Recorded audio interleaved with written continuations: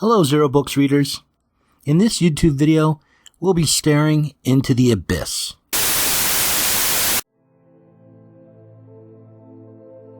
In order to stare into the abyss, we first have to know where to look. We have to find the entrance, and to do this, we have to deal with the fact that the abyss seems to have moved around throughout history.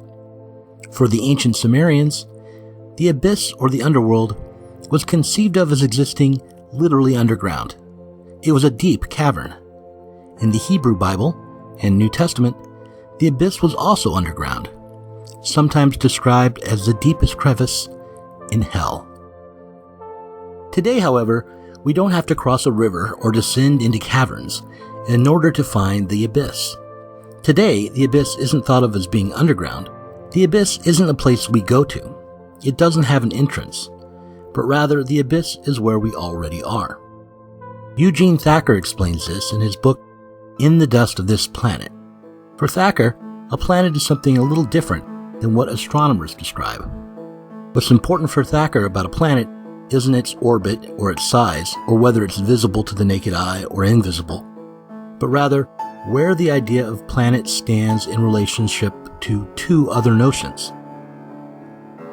Thacker suggests that we consider that there are three interpretations of the world. There is the world as it is for us, that is the world as we see it on TV or social media, the world of other people, of society. There is also the world as an object set apart from us. There is the earth, the jungles, the animals, the realm of ecology. It's what is out there beyond us as an object for us. Finally, there is the world as a planet. That is, there is a world as it is in the abyss. The world, when thought of as a planet, isn't our social world. It isn't the world as an object, but it's a world without us.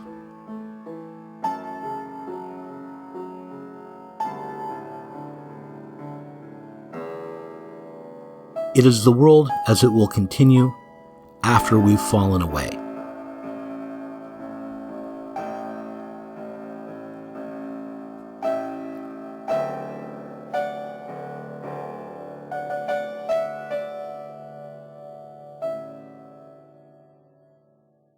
God creates the world rather as a host might prepare a home for entertaining a distinguished guest.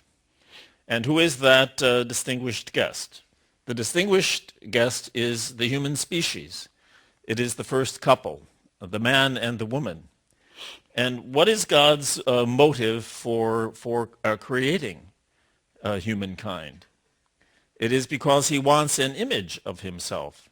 He decides to create this pair in his own image and likeness.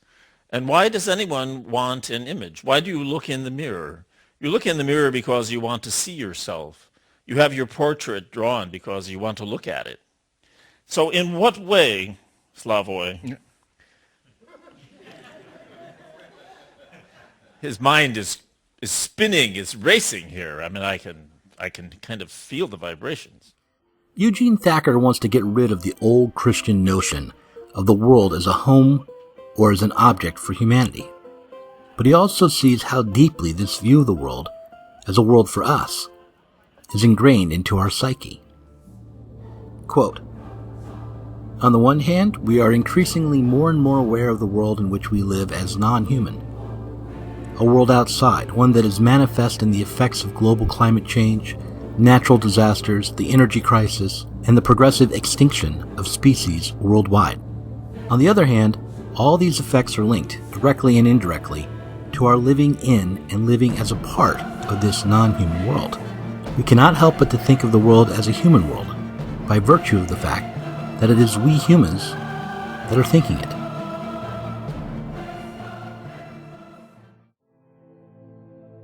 In his book, Tentacles Longer Than Night, Thacker explores this problem that the world always appears for us, the problem that even when we conceive of the world as a planet, it is still us humans conceiving of it, by turning to the French surrealist philosopher Georges Bataille. For Bataille, the realization that the world is for us, the understanding that we absorb and transform the world by using tools leads directly to the abyss. In order to create the subjectivity that we need to change the world, in order to use a bone, for instance, to club a wild boar, we must create a relationship with something that is of no use in itself. To transform a bone into a tool for our own purpose, we must empty the bone of its own purpose. And that bone, once it is emptied of its own meaning and placed in our hand, is the abyss. This means that even before Carl Sagan arrived on the scene, even before the rise of science and secular thinking, we were living with and through the void. For Bataille, the loss of the given and immediate purpose in the world, the transformation of bones into tools, this is what brought us to the abyss.